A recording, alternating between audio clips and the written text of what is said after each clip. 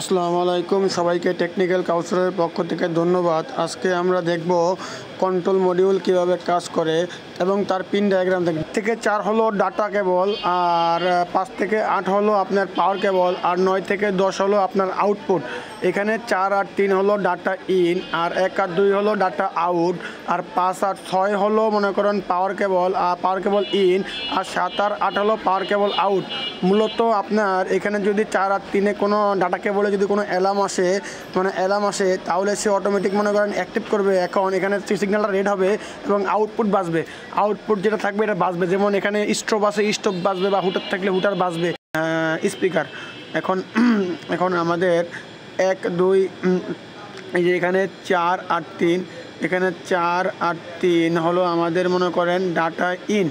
আমাদের যে উপর থেকে যে ফ্লোর থেকে যে ডিভাইস হয়ে যেগুলো আসছে, যেমন smoke, MCP, manual call point, যেগুলো লুপ হয়ে আসছে, এটা হলো ইন। 4 আর 3 হলো ইন, আর 2 আর 1 হলো আউট। মানে আমাদের প্যানেল থেকে বা ডিভাইস থেকে যেগুলো আসছে এটা হলো আমাদের ডাটা ইন। 4 আর 3 হলো ডাটা ইন, আর 2 আর 1 হলো ডাটা আউট।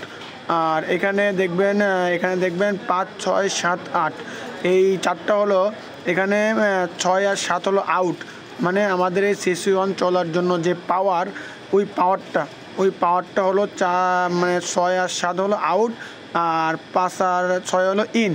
মানে আমাদের যে control panel, fire control panel থেকে যে পাওয়ার আসছে সরাসরি সে এখানে মনে করেন 5 আর 6 সে এখানে ইন হয়েছে। মানে পজিটিভগুলো হলো মানে 6 8 4 2 এগুলো হলো প্লাস, আর মাইনাসগুলো হলো সব নেগেটিভ।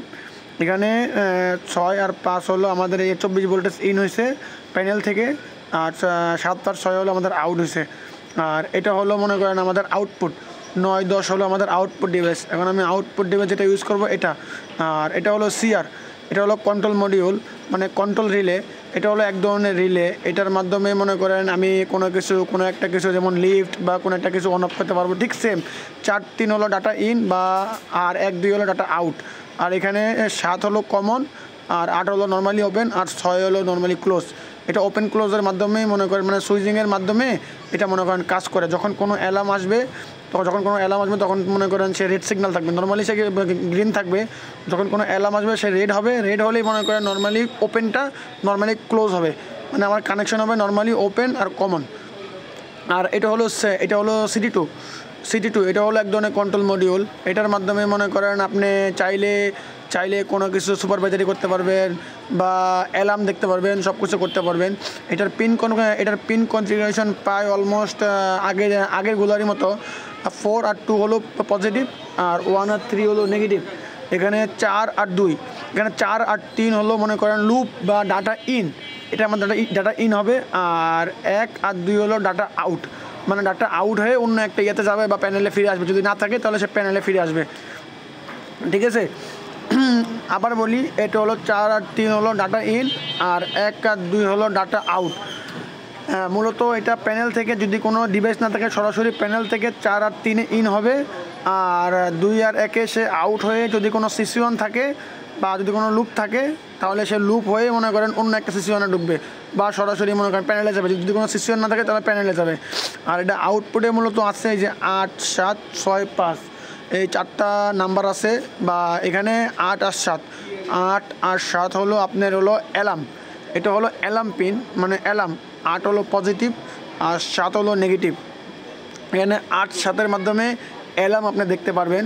কোনো অ্যালার্ম থাকলে এখানে দেখতে পারবেন। সাপোজ এটা অ্যালার্ম যে কোনো কিছু হতে পারে, এটা প্যানেল হতে পারে বা যে কোনো কিছু হতে পারে। আর 6 আর 5 হলো মনে করেন এটার মাধ্যমে সুপারভাইজারি করতে পারবেন। সাপোজ কোনো ভাল্ব যদি থাকে, ভাল্ব ওপেন আছে না ক্লোজ আছে, এটা আপনি মনিটরিং করতে পারবেন বা দেখতে পারবেন। 5 6 দিয়ে আপনি মনে করেন জুন বাল্ব, এই যে বাল্বটা আছে এটা মনে করেন মনিটরিং করতে পারবেন বা সুপারভাইজেশন করতে পারবেন।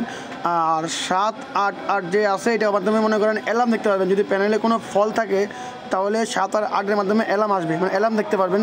সো সবাইকে অবশ্যই ধন্যবাদ। আমার চ্যানেলটি অবশ্যই সাবস্ক্রাইব করবেন, ফলো করবেন। ধন্যবাদ সবাইকে।